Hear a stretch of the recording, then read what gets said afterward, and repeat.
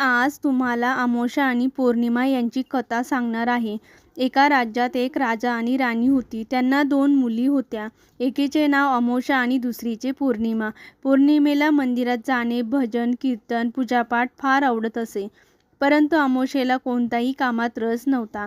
राजा फक्त अमावास्येचाच लाड करीत असे. पौर्णिमेला अमावास्येचे जुने कपडे घालायला द्यायचे. नेहमी दमदाटी करायचे. राजाने पौर्णिमेसाठी गरीब झोपडीत राहणारा वर निवडला आणि अमावास्येसाठी त्याच गावातील राजा निवडला. दोन्ही मुलींचा विवाह झाला. पाठवणीच्या वेळी अमावास्येला आई-वडिलांनी खूप धनसंपत्ती दिली आणि पौर्णिमेला काहीही दिले नाही. अमावास्या खूप सुखात होती आणि पौर्णिमेला एका वेळेचे जेवणसुद्धा मिळायचे नाही. अमावास्येने खूप मोठी पूजा ठेवली. तिने संपूर्ण गावाला आमंत्रण दिले, पण पौर्णिमेला बोलवले नाही. परंतु संपूर्ण गाव अमावास्येच्या घरी गेले. पौर्णिमेला शेजारच्या स्त्रीने विचारले, "तू का जात नाही?" तिला वाटले, बरोबर आहे, बहीण मला विसरली असेल. तिला वाटले, देवाचे काम आहे, गेल्याने काही कमीपणा होत नाही. ती आपल्या पतीला व मुलांना घेऊन अमावास्येच्या घरी गेली. अमावास्या नोकराला म्हणाली, "तिला निरोप पाठवला नाही तरी कशी काय आली? निर्लज्जासारखी आली आहेस तर एका कोपऱ्यात बसून राहा. इकडे तिकडे पाहू नको. माझ्या वैभवाला नजर लागेल." पौर्णिमेला खूप वाईट वाटले. तिने आपल्या नशिबाला दोष दिला. पूजा संपली. सर्वांना प्रसाद खायला दिला.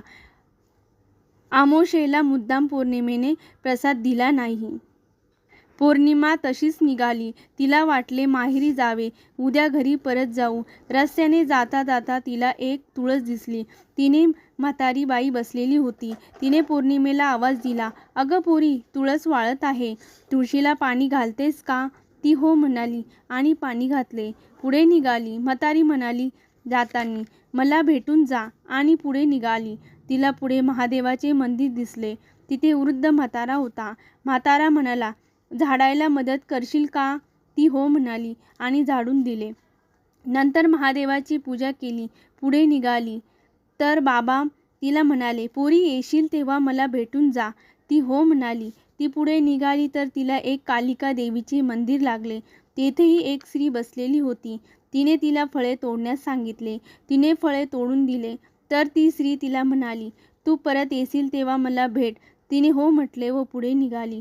पुढे तिला नदी लागली. तिला तेथे एक म्हातारी दिसली. तिने म्हातारीला विचारले, "आजी का बसल्या?" ती म्हणाली, "नदीकडे बघून खूप वाईट वाटते. सर्वजण घाण टाकतात, अस्वच्छ करतात आणि निघून जातात."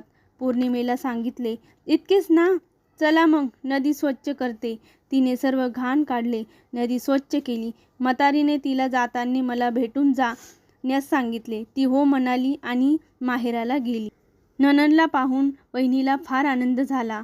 तिचे कौतुक केले. दुसऱ्या दिवशी पौर्णिमा आपल्या घरी निघाली. तिच्या वहिनीने तिला भरपूर खाऊ दागदागिने दिले.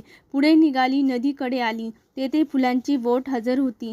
ती बोटीत बसली आणि नदी पलीकडे निघाली. त्या म्हातारीने तिला एक गाठोडे दिले व सांगितले की घरी गेल्यानंतर उघड. ती पुढे निघाली. तिला कालिका देवीचे मंदिराकडे म्हातारीने एक टोपली ठेवली. तिला सांगितले की घरी गेल्यानंतर उघड. ती पुढे निघाली. महादेवाचे मंदिरातल्या म्हाताऱ्याने एक गाठोडे दिले व सांगितले, "घरी गेल्यानंतर उघड." ती पुढे निघाली. तुळशीपुढे ती म्हातारी दिसली. तिनेही एक गाठोडे दिले. असं 5 गाठोडे झाले. तिने सर्व गाठोडे उघडले तर त्यात खाऊ, मिठाई, दागदागिने, नवीन कपडे, सर्व सुंदर कपडे आणि सुंदर सुंदर साड्या, मोती, पोळे, रत्ने, सौभाग्याचे अलंकार, सुकामेवा, खूप धनसंपत्ती, पैसा अडका तर होताच. त्याशिवाय आनंद, सुख व समाधानही होते. धान्याच्या राशी होत्या ज्या संपतच नव्हत्या. सर्वांचे हृदय भरून आले. सर्वांच्या चेहऱ्यावर ते सुख आणि समाधान होते. अशा प्रकारे तिच्या घरात खूप संपत्ती, पैसा अडका, अन्नधान्य आले. त्यांची परिस्थिती सुधारली. त्यांच्या घरातील धन संपतच नव्हते. तिने एकदा विचार केला की भगवंतांनी मला इतके धन दिले, आपल्यालाही घरी पूजा करावी. यासाठी तिने खूप मोठ्या प्रमाणात पूजेचे आयोजन केले. तिने सर्वांना आमंत्रण दिले. तसेच अमावास्येलाही बोलवले. अमावास्या आली आणि हे सर्व वैभव पाहून आव्हान झाले. पूजेनंतर खूप मोठा प्रसादाचा कार्यक्रम झाला आणि त्यानंतर सर्वांनी एक एक मूठभर रत्ने, मोती, पोळे दिले गेले. अमावास्येला हे पाहून खूपच आश्चर्य वाटले. पौर्णिमेने सर्व हकीकत अमावास्येला सांगितली. अमावास्येने प्रसाद न घेता तेथून निघून निघून गेली. विचार केला की मीही उद्या लगेचच जाऊन अशी सर्व धनसंपत्ती घेऊन येईन. दुसऱ्या दिवशी ती माहेरी जाण्यास निघाली. तर रस्त्यात तिला तुळशीजवळ एक म्हातारी दिसली. तिने तिला सांगितले की पोरी, जरा ही वृंदावन स्वच्छ कर आणि तुळशीला पाणी टाक. तर आमोशाने तिला सांगितले, ए बाई, मी ही असली कामे करणार नाही.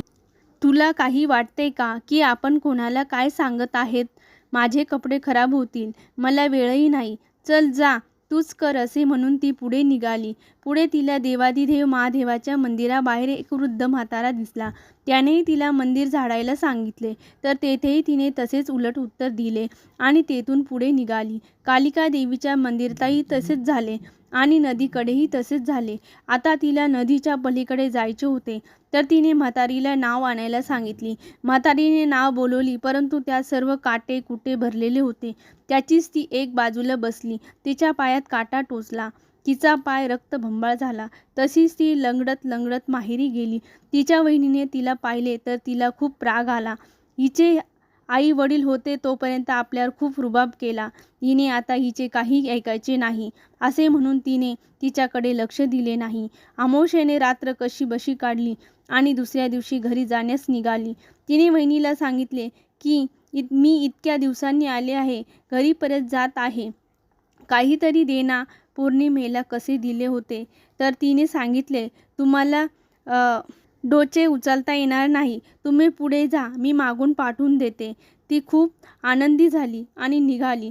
नदीकडे म्हातारीलाही तिने सांगितले, आजी, तुम्ही पौर्णिमेला कसं गाठोडं दिले होते, आता मलाही द्या. तर म्हातारीने सांगितले, तुला कामाची सवय नाही, तू ते ओझे कसे उचलणार, मी तुझ्या घरी पाठवून देते. असेच कालिका देवीचे मंदिरातही, देवादिदेव महादेवाच्या मंदिरातही आणि तुळशीकडेही झाले. ती खूप आनंदाने घरी आली. तोपर्यंत तिचे नौकर 5 गथोडे घेऊन आले होते. तिने सर्वात आधी माहेरचे गथोडे उघडले तर त्यात मोती होते. नदीवरचे गाथोडे उघडले तर त्यात काटे, नदीतील घाण आणि कचरा होता. कालिका देवीच्या मंदिरातील गाठोडे उघडले तर त्यात सडलेली फळे आणि काटे कुटे होते. देवाचे देव महादेवांच्या मंदिरातील गाठोडे उघडले तर त्यात साप आणि विंचू होते. तर तुळसचे गाठोडे उघडले तर त्यात दगड गोटे होते. हे सर्व पाहून तिने कपाळाला हात लावला. तर आपल्याला कितीही त्रास असेल तरी धर्माचा आणि सत्याचा मार्ग सोडू नका. जो धर्माचा आणि सत्याचा मार्गावरून चालतात, देव त्यांची परीक्षा पाहतात, परंतु त्यांना शेवटी त्यांचे गोड फळच मिळते.